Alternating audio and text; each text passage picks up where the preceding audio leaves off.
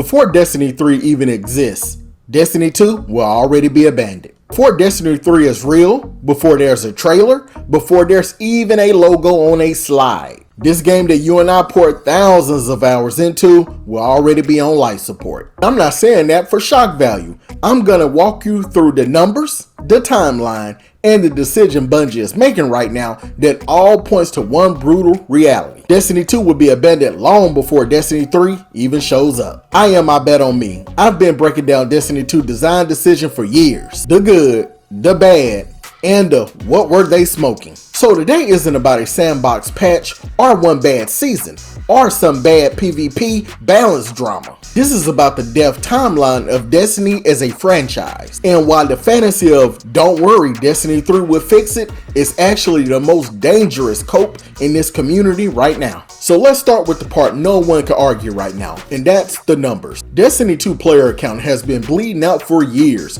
but recently it's hit historically low numbers. On Steam, we're seeing concurrent players dip into the mid-teens, 15, 16,000 people online at peak for a so-called AAA live service MMO looter shooter. And that is not, hey, the game is still healthy, but it's just smaller numbers. No, this means the game is one bad season away from a flat line. And it's not just about the peak numbers. See, it's also how fast people are bouncing. So a new season drops, you get the spike for the first few days, and then within 1 to 2 weeks, 40 to 60% of those players disappear. See, that is what a game looks like when people log in out of habit. Then remember why they quit. Now line that up with how often you hear this sentence: I'll come back when Destiny 3 drops. And that's cool, but now let's talk about why Destiny 3 isn't coming to save anyone in time. So even if Bungie walked on the stage tomorrow and said, yep, Destiny 3 is real, here's the logo, you know exactly what that means. It means the timer starts on a 3 to 4 year minimum dev cycle. So for a big AAA studio, that means a new engine, a new system,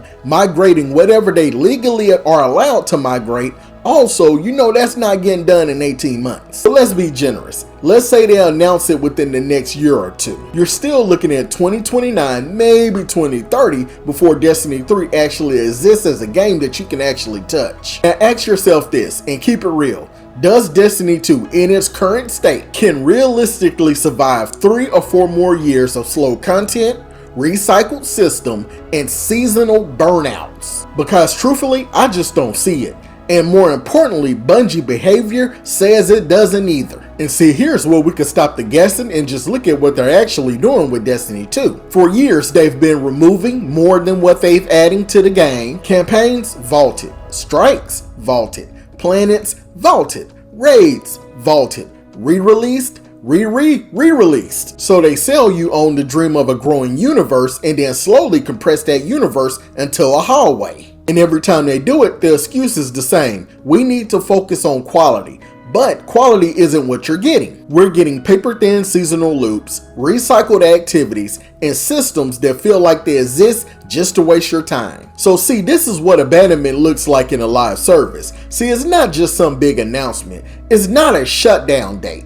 It's less dev time, fewer risks, more reskins, more FOMO, system turned to autopilot while the actual talent is moved somewhere else. We already know what that somewhere else is. It's Marathon, and whatever early work is happening on the next big thing. See, Destiny 2 has turned into a maintenance project and a monetization funnel. Now you still get patches, you still get a season pass, but the soul, that's not where the studio heart is anymore. Alright, so let's put this all together. On one side, you have Destiny 3, which, if it exists at all, it's years away. And on the other side, you have Destiny 2, already bleeding players, already losing creators, already cutting content just to stay afloat. And between those 2 points is what I'm calling the franchise gap. See, the franchise gap is the moment where Destiny 2's population, revenue, and engagement drop is so low that keeping it on full support just doesn't make sense for Bungie anymore.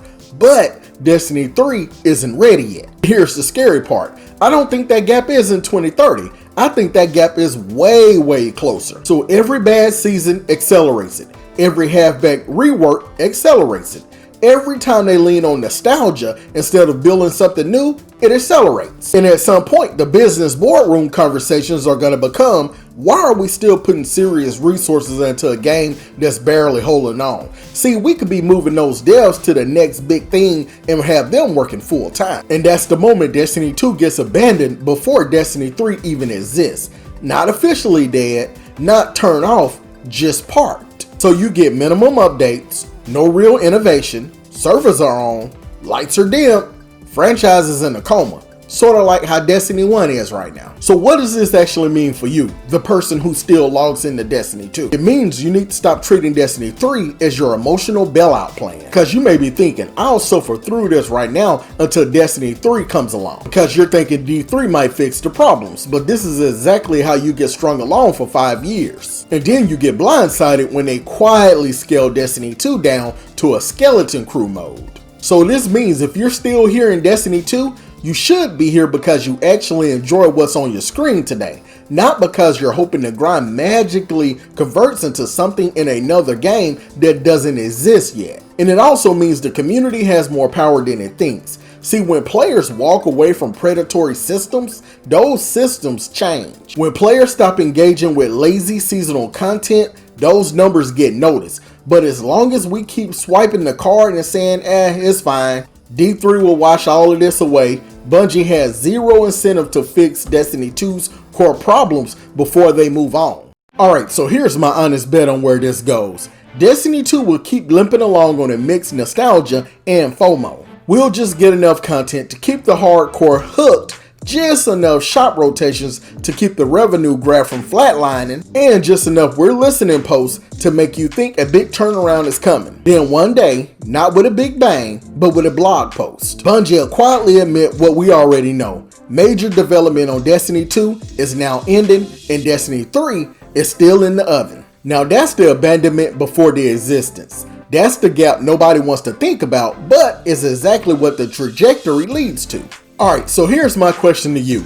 If Destiny 3 never existed, would you still be playing Destiny 2 in 2, 3, or 4 years from now? So drop me your answer in the comments, because I definitely want to see how many of you actually are here for Destiny 2, or how many of you are just waiting on a sequel that may show up way too late. And if you're tired of the cope and you want more real talk on where the game is actually heading, hit that like, sub if you haven't already, and share this with that one friend who keeps saying, bro, Destiny 3 will fix everything, like I used to. And I am Ibetonme, and I'll see you in the next one, if Destiny 2 still is here by then. If you do want to see more BS breakdowns of live service games like Destiny 2, Arc Raiders, and Marathon, I would suggest you watch this playlist next. Also, don't forget to like and sub. You guys have a blessed day. Peace.